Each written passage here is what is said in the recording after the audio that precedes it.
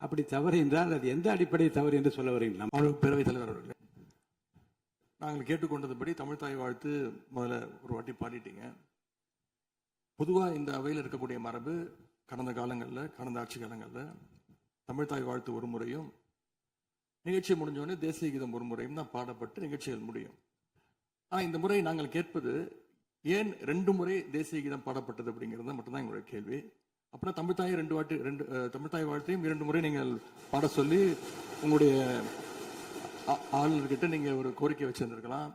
அது இங்க பேசும்போது உறுப்பினர்கள்லாம் ஆளுநர் அவ்வளவு மகிழ்ச்சியாக இருக்கிறாங்கன்னு சொல்லி ஆளுநரை விட நீங்கெல்லாம் ரொம்ப மகிழ்ச்சியா இருக்கிறீங்க.